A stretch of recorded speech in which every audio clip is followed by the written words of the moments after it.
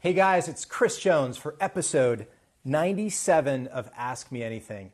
I promised you last week after the extraordinary interview I had with Tom Kerr from WVIA that I would present to you the 13th President of Misericordia University, Tom Botzman. Tom, Kris, thanks so much for the invitation. Absolutely.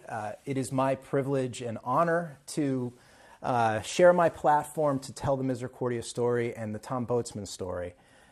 For my viewers, I have been on the Board of Trustees now for a decade, and I know a lot about this institution, and I hold it near and dear to my heart for so many reasons, and I know you're going to touch on those reasons today.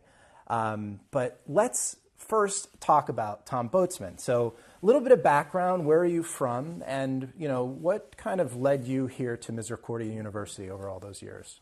I'm originally from the Akron, Ohio area, and both my parents lived in the same house. My father just passed in June, and so we had that house since I was born, and he lived there till the end.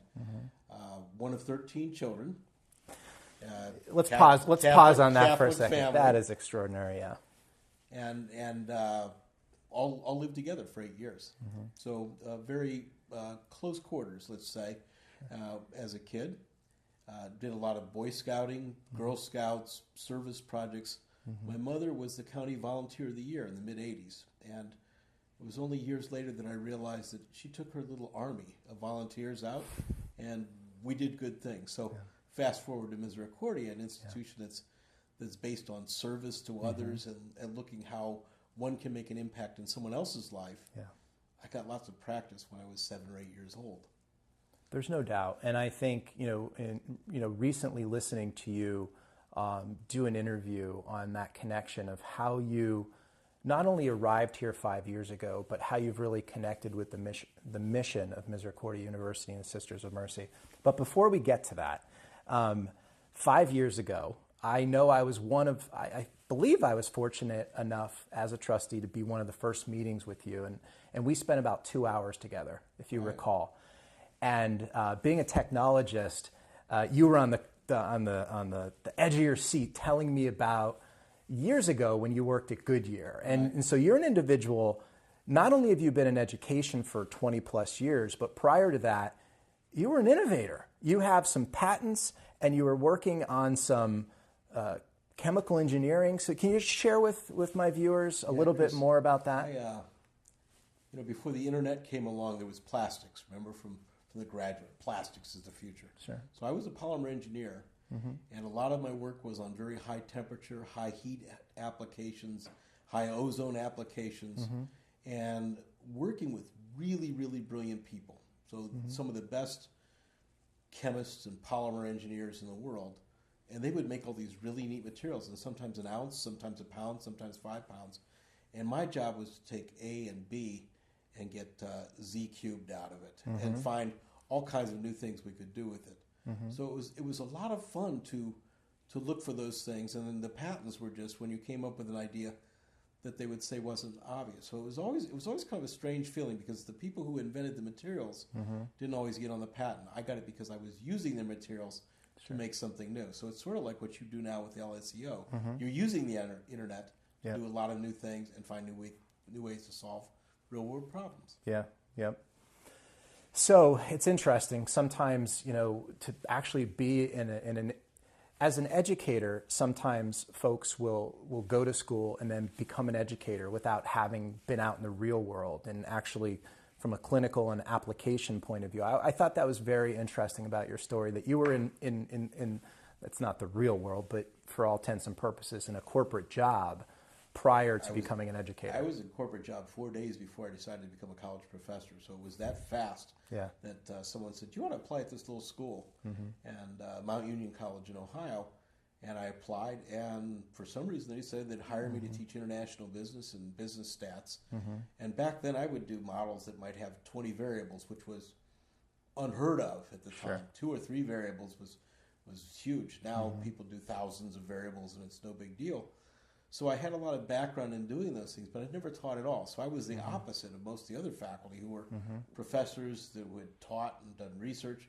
Sure. And I was a corporate guy that just kind of showed up and said, well, I'm going to learn on the job, and thought a lot about courses I took back when I was an undergraduate that I really despised, and said, okay, now what did I not like about that? Let's try to do something other than that. Sure. And work from there. Yep.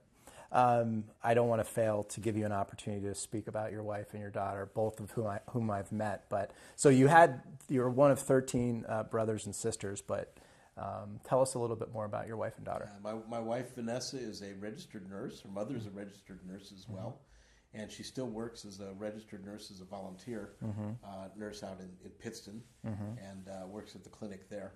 She's also a volunteer for the Catherine McCauley House. For the libraries and Meals on Wheels, and seems to always be doing things with different groups. Our daughter Gabriella is in her first year of second grade teaching, so this is her second time in the second grade, but a different role. And so she has 18 young people to shepherd through life and get them to the next stage of it. And it's really exciting to see a little girl who liked to play school grow up, and now she's not playing school anymore, but she's definitely got the school, and she's running the whole show.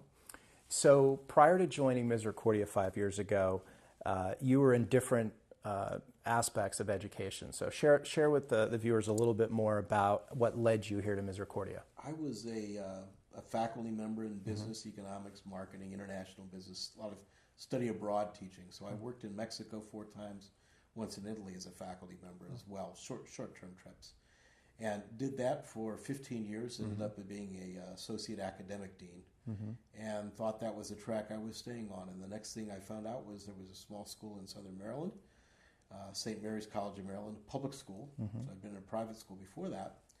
And they were looking for someone who understood faculty, who could talk to really smart people. Here's the theme again. Being able to talk to really smart people and get them to do things together, because so many of them could come up with so much better than any one person could. I had no background in accounting, to say I have a master's in economics. My budget that I had was about $2,800 a year, and I went to a $70 million budget as a chief financial and business officer. So I was sort of the vice president of everything, had sailing for a while, and athletics, and campus safety, and making sure that the showers have hot water in the morning, and all kinds of financial things, and working with state government, federal government. And then Misericordia came along. So it was time for me to look for something different. And the opportunity came, and I saw in the mission of the institution this connection to serve others. So you go back to the story of Catherine McCauley starting a house for women and children, and trying to do that. Well, Misericordia is one of 8 schools in the nation that has a program for women with children. We had 10. We now have 16 families with 19 children. So I wish my mother could be here so I could tell her that I've got more kids than she had now. And that, and unlike hers, they're all going to turn out okay. Yeah. They're going to be successful in life. So it was that mission. What was, I remember the process that you went through, and what was it like when you first stepped on this campus? What did you connect with that you said to yourself, this is an institution that I would be honored to serve?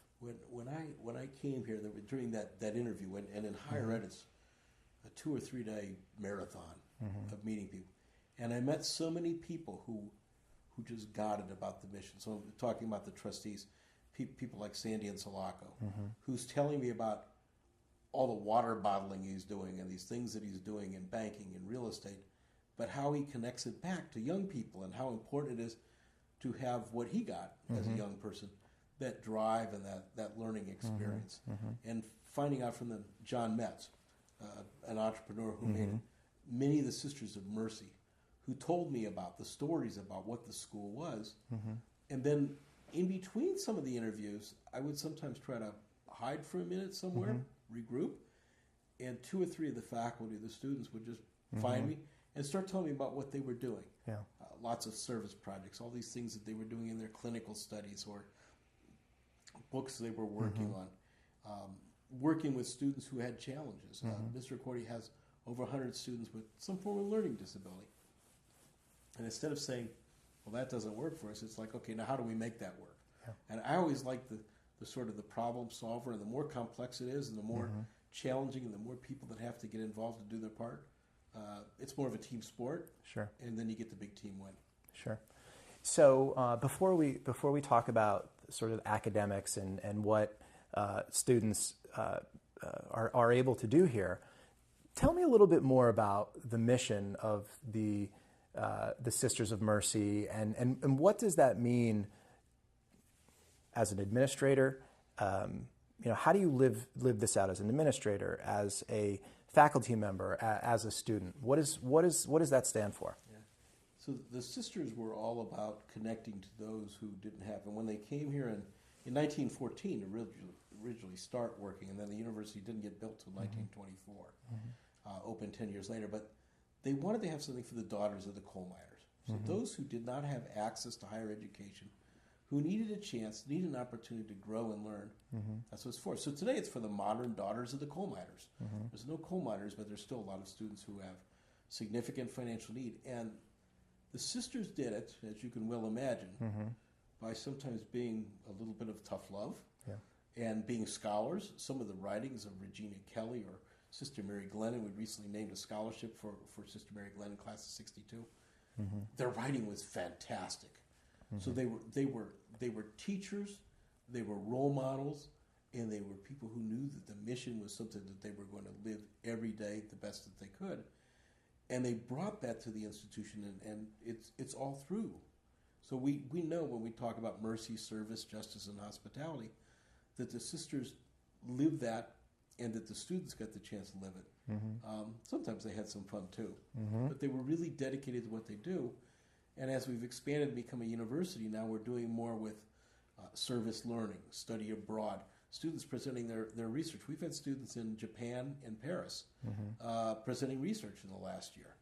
Students going to Guyana and Jamaica to offer service to others. And so there's so many things that are happening now as a university, but it's all built on a real bedrock at the top of the hill of the sisters and their vision for let's give a chance for people to do things they haven't done. And when you think of education and what it really is, a lot of it's helping you think about things you haven't thought of yet. So a lot of your career and a lot of my career are things, if we went back and rewound 30 or 40 years, it'd be like it's science fiction of some kind. It's not, you can't be doing that kind of stuff. And now people do it routinely. But imagine when our students who are graduating now are at the peak of their careers in 2060 or 2070, all the things they're going to be able to do. It's exceptional, and I know that each year the amount of volunteer hours that our students here log is extraordinary. Last year it was about 190,000 hours of service. That's amazing. And the key thing, that each of those are relationships that are built with others. We had students who were out on the second day they were on campus doing service at Blue Chip Farms, or at one of the libraries, or working with Habitat for Humanity over at Mercy Center. And they're already getting it. They're already going and doing it. And that's one of the big improvements, I think, on education now from back when I was a student. You went to class, and then you found ways to occupy your time and hoped you didn't get caught. Now, there's all these service projects. There's athletics. We have theater production. We have music productions. And we just have things that the students do that just kind of bring the community in when they do their bunny brunch or the Santa Claus thing and all these things. And the kids come in from Mercy Services, or they come in from the Glenn Center, and they see, this is pretty cool. This is what goes on a college campus. And everybody's welcome. And so in our mission statement, when we talk about being Catholic or Mercy, those are reinforced by the notion that all are welcome at Misericordia. I mean, there's no doubt, for those that are watching and haven't been up here on campus in a while, you could feel that there's almost 200,000 hours of community service being volunteered by these students on an annual basis. And by the way, we don't have to dive into it because we could spend the next 20 minutes just talking about how exceptional the athletic programs are here at Misericordia University. Competitive on all levels, but football. How much we've been winning. We've been winning a lot in a lot of sports. It's incredible. Our students, 85% of our students come back for the second year. And they go on and they do great things on the athletic fields. But I'll come back to football. The first team that came in, and it's incredibly difficult to build a football team, 22 of those students graduated on time playing football as seniors. So even though their one-loss record wasn't what they would have liked it to be, they're all winners and they're champions in my book, because down the road, when we do get those championships, and we're starting to beat some teams in our area, and they know who they are and they know we're coming. It's going to be so exciting to see that, because we have the championships that come in women's soccer and field hockey. It's a tradition and track of and field. It's excellence. Yeah, of just excellence. Yeah. So those are some of the things that really, I believe, separate Misericordia from so many other colleges and universities. But here you guys have 37 academic programs, right, or academic majors. Can you speak to, one or two that probably Misericordia is best known for, and then maybe one or two that you think is sort of underrated but is a really great major or opportunity for people here? I think we've long been known for nursing and education, because that's what the sisters did at the beginning. And nursing has turned into healthcare. And we do, almost half of our students come in for healthcare. We have 3 doctorates now: physical therapy, occupational therapy, and nursing practice. We had over 60 students come out of here with doctorates just last Sunday. I witnessed it, and it was amazing. And everywhere we go, and if you go to a hospital and you're getting your x-ray, that's a Misericordia student. The nurse is a Misericordia student. The therapist, the physical therapist who helps you afterward, or occupational therapist, that's a Misericordia student. And so there's a lot that we've got going on there, growing programs in business and education. And I think what's really exciting is that we've still held on to that liberal arts base. Sure. So we have students that are doing things at the intersections of different fields. Our medical health and humanities program really blends together English, philosophy, history, the arts, and gives a student this whole package of insights and a way to understand the world in a more ethical way. The Government Law National Security Program combines history, political science, a little bit of criminal justice, some international relations. So students get all these different ways to look at the same problems. And when you've got really smart people and they look at the same problem a little bit different way, all of a sudden you go, oh, that was so easy. Why didn't we see that earlier? But the nice thing is now you've got the talent put together that you can make it all work. One of the things that really stands out, I think, about your role here as president is how much time you spend to get to know people. And one of the things that I know you're proud of is it a weekly or a monthly coffee hour that you do with the students? It's a weekly coffee hour. And who pays for the coffee? I pay for the coffee. Okay. I pay for the breakfast. And for those who are watching online, if you can find out when it is, if you want to come in and be a part of the coffee hour, you're certainly welcome. Frank Henry, who is one of our best friends and been a longtime supporter, came to coffee hour one day, and it was great. We had coffee hour in the Frank and Dottie Henry Lounge. And the commuter students were in there, and we were having coffee hour with them. And for me, what a thrill for them to get to know Frank as someone who loves education, loves our students, done so much for the community, and they're just having a cup of coffee. I do that each week so that students can come to me and say, I'm hungry, I'm out of money, or they can tell me, hey, there's a problem here, and we need to solve it, and it's really impacting me. And a lot of those problems, I'm at a vantage point where, since I've been around so long, I know somebody might be able to help fix that. And a lot of times I'll say, we're going to get that fixed by noon, so let's just get back at it. And for a student, it's important to have that ability to build those relationships.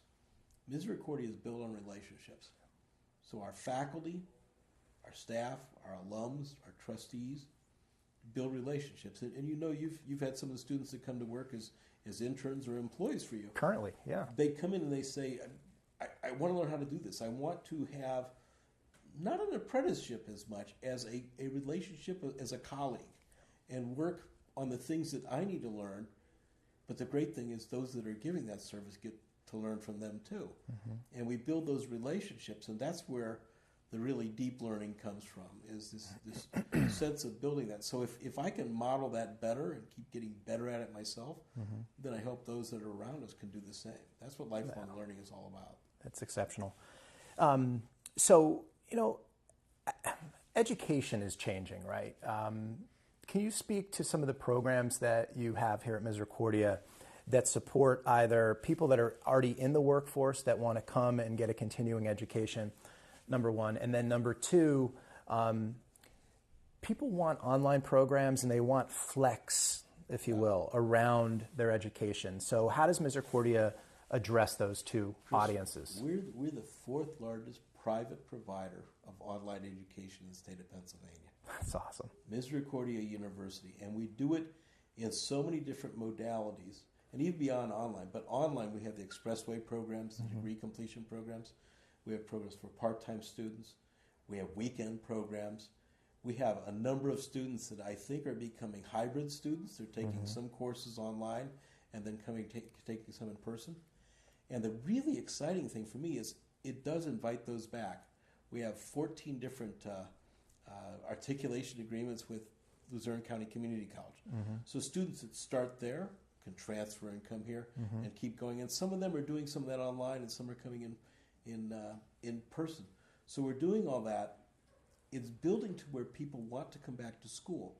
At Misericordia this year, we have 88 students over the age of 50 working on degrees.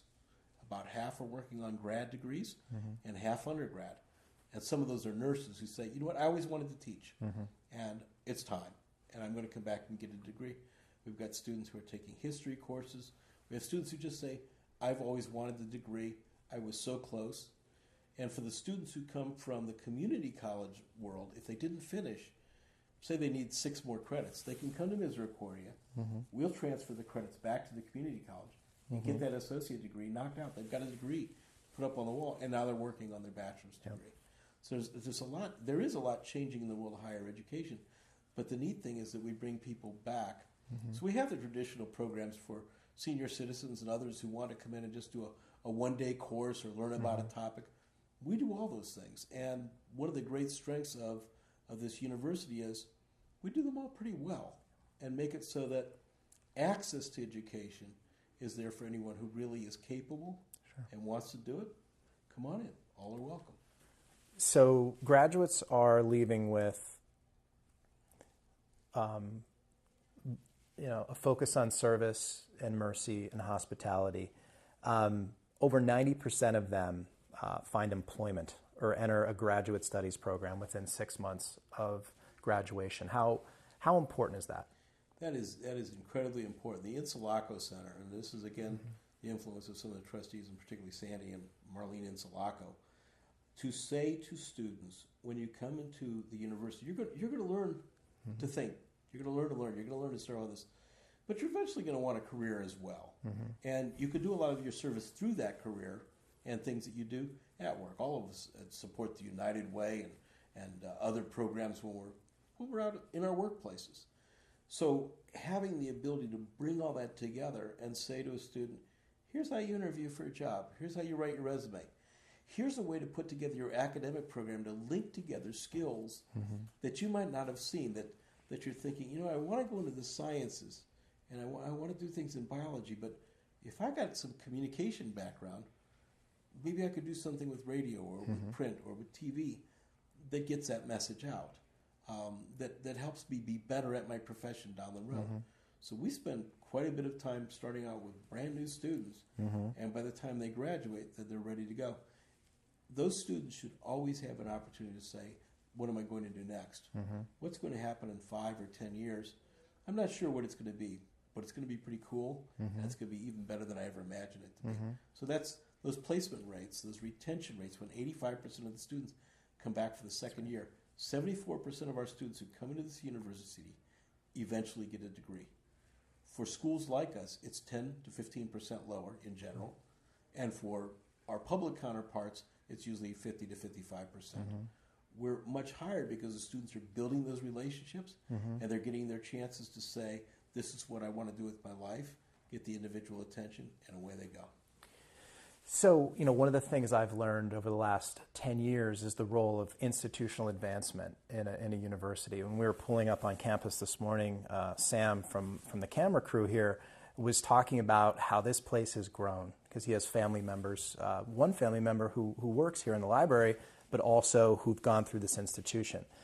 And one of the things I've learned being a trustee is just how important it is to raising money and then using that money as part of your mission to compete and to provide the infrastructure and the programs, the academic programs to the students. So I know firsthand, recently, over the last year or two, you have selected a particular area that you would like to see this university move towards, use some of the money from our donors to accomplish. So can you speak more about that? We have built up the infrastructure, and Dr. McDowell, about 15 years of presidency in the first few years here, we did about $55 million of projects on this campus. So it's grown. We've got Inslaco Hall, McDowell Hall, have renovated the Banks Campus Center.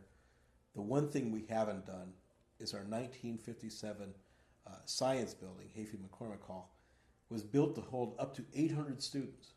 But we're almost 3,000 now. Wow. So the project that we're planning expands that by about 1.5 times the size of the current building. It will be named the Frank and Dottie Henry Science Center, and it's going to have space in there not just to teach classes, but also for students to do original research with faculty.